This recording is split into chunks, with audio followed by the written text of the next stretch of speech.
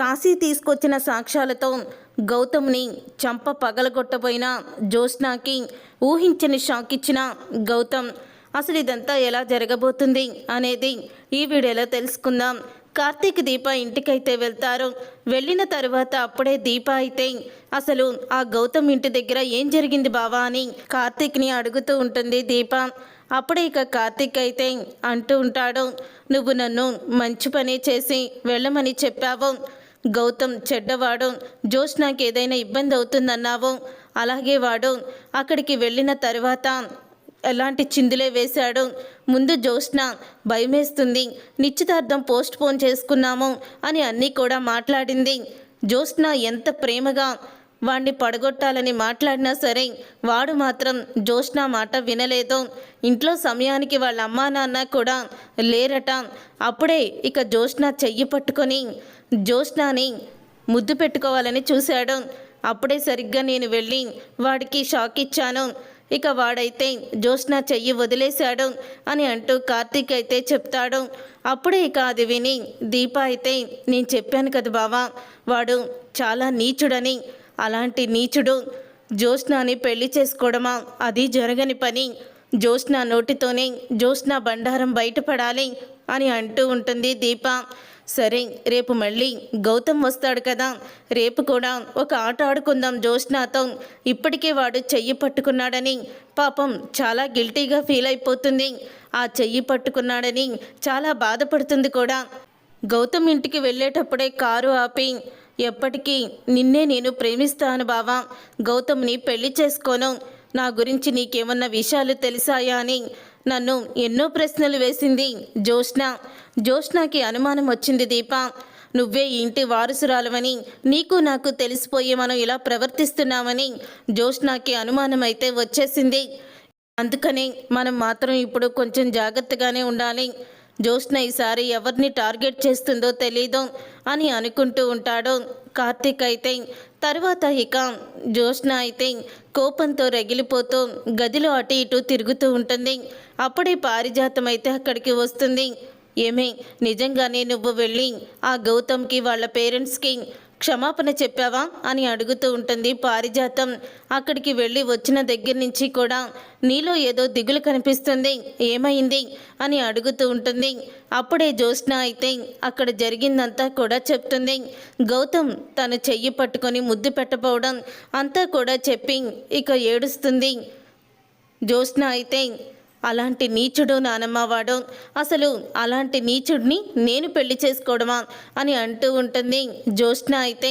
అప్పుడే ఇక పారిజాతం, వాడు నా మనవరాలు చెయ్యే పట్టుకుంటాడా, వాడిని చంపేస్తాను అని అంటూ ఉంటుంది పారిజాతం.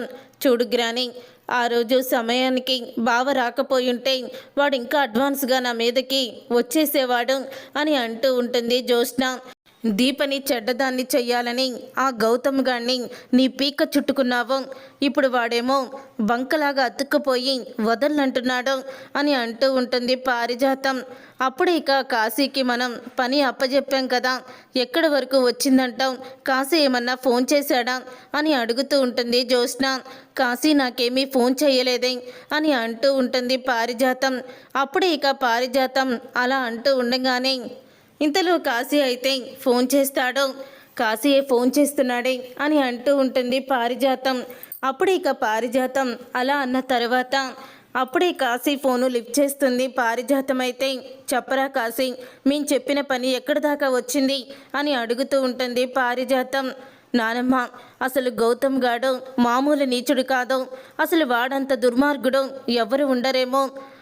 ఒక ఆడపిల్లని కాదు, వాడు 50 మందితో తిరిగాడు, అంత అమ్మాయిలు పిచ్చోడు, వాడు మామూలు మనిషి కాదు, ఒక మృగం అని అంటూ ఉంటాడు కాశీ అయితే. అప్పుడే అది విని, రే, ఇదంతా కూడా వీళ్ళు నమ్మడానికి నీ దగ్గర ఉన్న సాక్ష్యాలు ఉన్నాయా అని అడుగుతూ ఉంటే, సాక్ష్యాలు ఎందుకు లేవు నానమ్మ, సాక్ష్యాలు పగడ్బందీగా ఉన్నాయి అని అంటూ ఉంటాడు కాశీ. అప్పుడే అది విని ఎంతో ఆనందపడుతూ ఉంటుంది పారిజాతం. రే, నేను చెప్పినట్టు చెయ్యి, రేపు నువ్వు ఆ సాక్ష్యంతో ఇంటికి రా, ఇంటికి వచ్చి అందరికీ కూడా సాక్ష్యం చూపించు. కానీ ఇప్పుడు గౌతమ్ చెడ్డవాడని నేను మొత్తం వీడియో తీశానని దీపకి మాత్రం కార్తీక్ మాత్రం చెప్పొద్దు. ఎందుకంటే దీప ఎందుకు గౌతమ్ని మంచివాడందో ఆ నిజం కూడా బయటపడాలి కదా అని అంటూ ఉంటుంది పారిజాతం. దీపని బెదిరించో లేకపోతే ఏదైనా సమస్యని తీసుకువచ్చో నమ్మించో దీప చేత మంచివాడని చెప్పించుకున్నాడు. ఇప్పుడు వాడి బండారం మొత్తం కూడా బయటపడేలా చెయ్యాలి అని అంటూ ఉంటుంది పారిజాతం. అప్పుడే సరే నానమ్మ, నేను మాత్రం దీపక్కకి కానీ కార్తీక్ బావకు కానీ ఈ విషయాలేమీ కూడా చెప్పను అని అనడంతో ఈ తర్వాత పారిజాతం అయితే ఇక సైలెంట్గా ఫోన్ అయితే పెట్టేస్తుంది. అప్పుడే పక్కనే ఉన్న జ్యోత్స్న అయితే ఏమైంది గ్రాని, ఏమైంది చెప్పు, నీ ముఖంలో నవ్వు చూస్తుంటే ఏదో గుడ్ న్యూసే అనిపిస్తుంది నాకు అని అంటూ ఉంటుంది జ్యోత్స్న. అప్పుడే ఇక పారిజాతం ఇలా చెప్తూ ఉంటుంది, నిజంగా నువ్వు అదృష్టవంతురాలువేనే, కాశీతో ఈ ప్లాన్ చేసి బాగా వర్కౌట్ చేశావు. కాశీ మొత్తానికి నువ్వు అనుకున్నట్టే ఆ గౌతమ్ మంచివాడు కాదని సాక్ష్యాన్ని వాడు సంపాదించాడు అని అంటూ ఉంటుంది పారిజాతం. పారిజాతం అన్న మాటకి అప్పుడే జ్యోత్స్న అయితే నువ్వు చెప్పేది నిజమేనా గ్రాని అని అడుగుతూ ఉంటే నిజమేనమ్మా, నేను చెప్పేది మొత్తం కూడా నిజమే అని అంటూ ఉంటుంది పారిజాతం. అప్పుడే ఇక పారిజాతం అన్న మాటకి చాలా ఆనందపడిపోతూ ఉంటుంది జ్యోత్స్న. రేపు నిశ్చితార్థపు ఉంగరాలు ఇవ్వడానికి వచ్చి ఏదో గుడ్ న్యూస్ చెప్తాను ఏదో అన్నాడు కదా గౌతమ్ గాడు, రేపే వాడికి నేను శిక్ష వెయ్యబోతున్నాను. ఇంకెప్పుడు కూడా నా కుటుంబ సభ్యులతో కానీ నాతో జోలికి కానీ ఎవ్వరి జోలికి రాడు అని అంటూ ఉంటుంది జ్యోత్స్న అయితే. అప్పుడు ఇక పారిజాతం అవునే నిజమే, ఆ కాశీగాడిని మనం పంపించి చాలా పెద్ద గొప్ప పనే చేశాము. రేపు కదా వీడు అసలు స్వరూపం బయటపడిపోయేది అని అనుకుంటూ ఉంటుంది జ్యోత్స్న. ఉదయం అవుతుంది. ఉదయం అవ్వంగాల్ని అప్పుడే ఇక కార్తీక్ దీప ఇద్దరు కూడా జ్యోత్స్న ఇంటికి అయితే వస్తారు. వచ్చిన తర్వాత అప్పుడే ఇక జ్యోత్స్న అయితే చాలా ఆనందంగా కనపడుతుంది కార్తీక్కి. అప్పుడే కార్తీక్ అయితే జ్యోత్స్నాని చూసి ఇదేంటి జ్యోత్స్న ఇంత ఆనందంగా కనిపిస్తుంది అని అనుకుంటూ ఉంటాడు. అప్పుడే ఇక కార్తీక్ అలా అనుకుంటూ ఉండగానే జ్యోత్స్న అయితే అంటూ ఉంటుంది, ఏంటి బావా ఇంత లేటుగా వచ్చావు, ఇవాళ మీ బ్రో వస్తాడు కదా, మరి మీ బ్రోకి కావాల్సిన ఏర్పాట్లు చెయ్యాలి కదా అని అంటూ ఉంటుంది జ్యోత్స్న. అప్పుడే ఇంకా పారిజాతం అయితే ఏంట్రా ఆశ్చర్యపోతున్నావు, బ్రో అంటే ఎవరనుకుంటున్నావా, అదే ఇంటి అల్లుడు గౌతమ్, నువ్వు ఎంతో ముద్దుగా బ్రో అని పిలుచుకుంటావు కదా ఆ బ్రోనే, అది నిశ్చితార్థపు ఉంగరాలు పట్టుకొని వస్తాడని చెప్పావు కదా, వాడి గురించే మేము ఎదురు చూస్తున్నాం. దీప నువ్వు అన్ని వెరైటీస్ వండు వెళ్ళు, ఇప్పుడే గౌతమ్కి ఫోన్ చేయాలనుకుంటున్నాను గ్రాని అని వెంటనే జ్యోత్స్న అయితే గౌతమ్కి కార్తీక్ ముందే ఫోన్ చేస్తుంది. కార్తీక్ ముందే ఫోన్ చేసి అప్పుడే ఇక జ్యోత్స్న అయితే హాయ్ గౌతమ్ ఎప్పుడు వస్తున్నావు, ఏ టైంకి వస్తున్నావు అని అడుగుతూ ఉంటుంది ఫోన్లో. వస్తాను కొంచెం పనుంది అని గౌతమ్ అంటూ ఉంటాడు. ఇక్కడే నువ్వు లంచ్ చేయాలి, అన్ని ప్రిపరేషన్స్ చేసేస్తున్నాను, మనం అందరం కలిసి భోజనం చేద్దాం వచ్చేసాయి అని అంటూ ఉంటుంది జ్యోత్స్న. అప్పుడు అది విని కార్తీక్ ఆశ్చర్యపోతూ ఉంటాడు. దీప ఆఖరిసారి ఇంట్లో అందరికీ కూడా మంచిగా వంట చెయ్యి అని అంటూ ఉంటుంది జ్యోత్స్న. ఆఖరిసారి ఏంటి అని అంటూ ఉంటుంది దీప అయితే.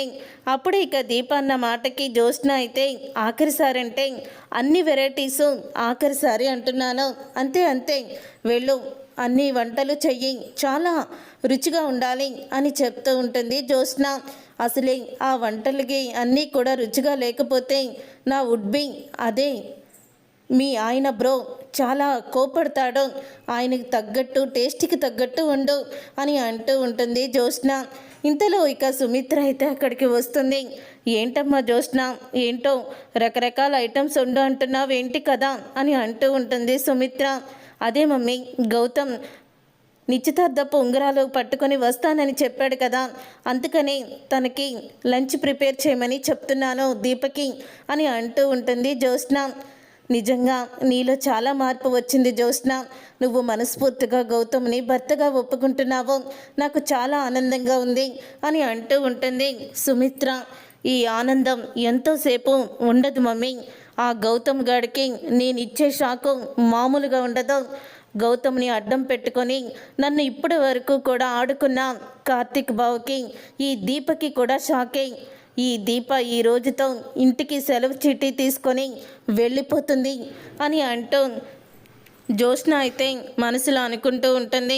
తరువాత కార్తీక్ అయితే దీప దగ్గరికి వెళ్తాడు.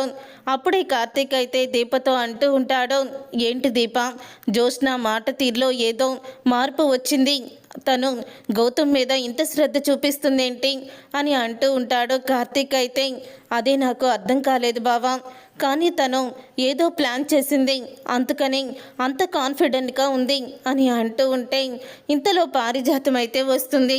పారిజాతం వచ్చి ఏంటి ఇంకా వంటలు మొదలు పెట్టావా లేదా, అవతల నా మనవడు వచ్చేస్తాడు అని అంటూ ఉంటుంది పారిజాతం. అప్పుడు ఇక కార్తీక్ అయితే వంటలు మొదలు పెట్టొచ్చు కానీ నాకొకటి చెప్పు పారు, అసలు ఏంటి జ్యోత్స్న, నిన్నటి వరకు ఆ గౌతమ్ అంటే ఇష్టం లేనట్టు ఉండేది, ఈరోజు అంత ప్రేమని చూపిస్తుంది అని అంటూ ఉంటాడు కార్తీక్. అయితే ఆ ప్రేమ ఏంటో, దాని ఉల్లాసం వెనుక ఉన్న కారణం ఏంటో మీకు కొన్ని గంటల్లోనే తెలుస్తుంది కదా, వండండి అని అంటూ ఉంటుంది పారిజాతం.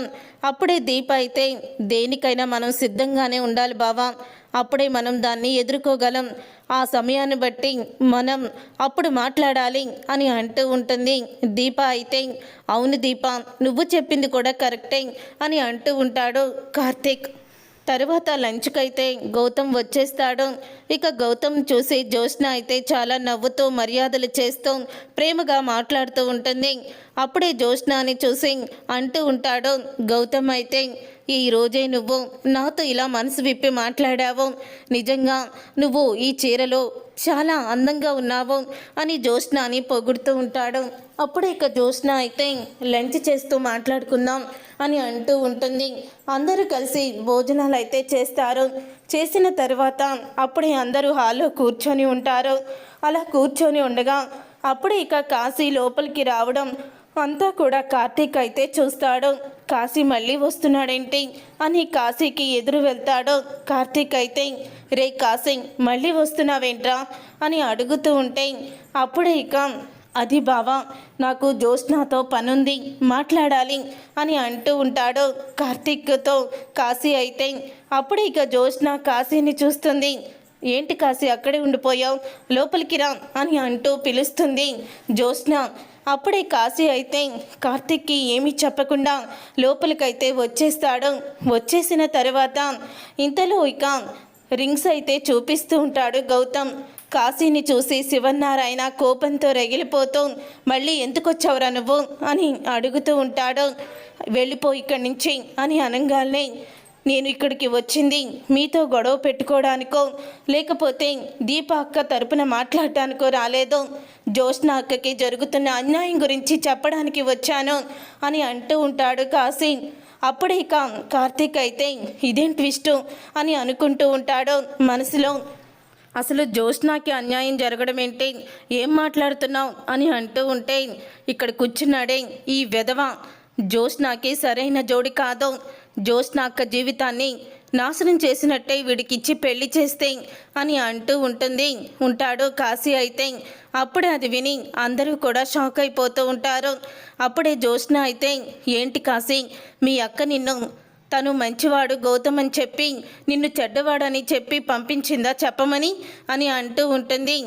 జ్యోత్స్న అయితే మా అక్క నాకేమీ చెప్పలేదు, కానీ వీడి నిజస్వరూపం నాకు తెలుసు అని అంటూ ఉంటే ఏంటి దీప, ఏం చేస్తున్నావు నువ్వు, గౌతమ్ మంచివాడుగని మా ముందు చెప్పి ఇప్పుడు మీ తమ్ముడి చేత ఈ నిశ్చితార్థం ఆపించాలని చూస్తున్నావా అని అడుగుతూ ఉంటుంది సుమిత్ర. రే కాశీ ఏం మాట్లాడుతున్నావు, నువ్వు వెళ్ళి ఇక్కడి నుంచి అని అంటూ ఉంటాడు కార్తీక్ అయితే.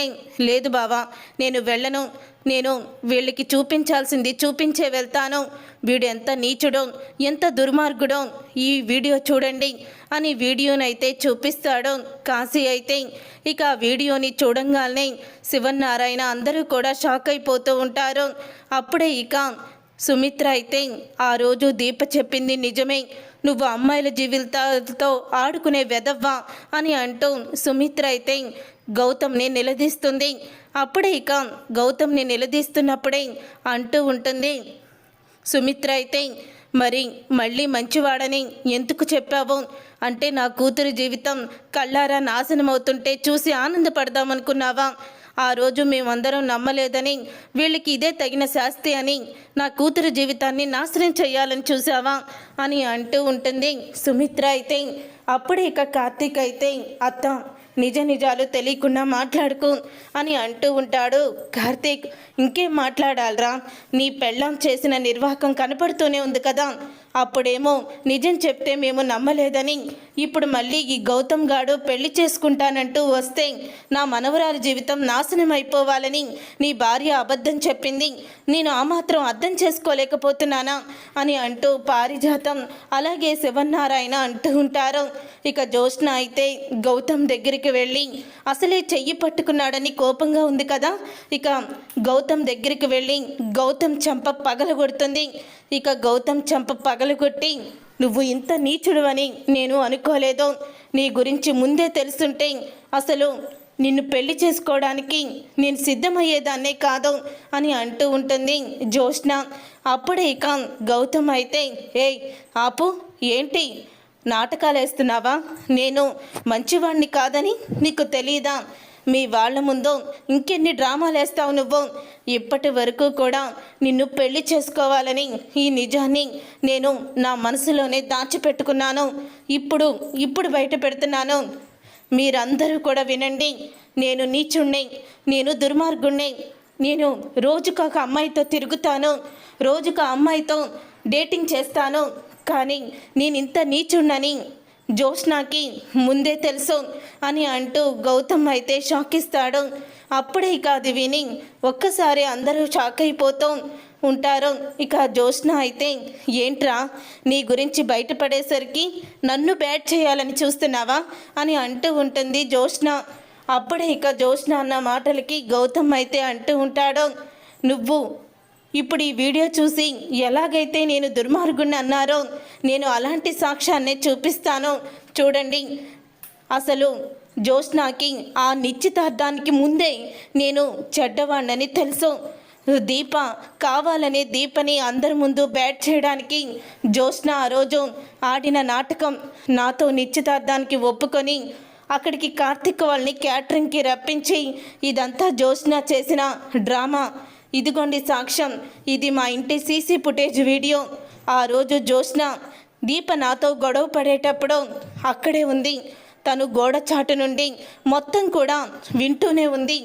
తను వచ్చినట్టు నాకు ఎప్పుడు తెలిసిందో తెలుసా? మా ఇంటి సీసీ ఫుటేజ్ కెమెరాలు పాడైనప్పుడు, అప్పుడు వీడియోలన్నీ కూడా డిలీట్ చేస్తున్నప్పుడు ఈ వీడియో బయటపడింది.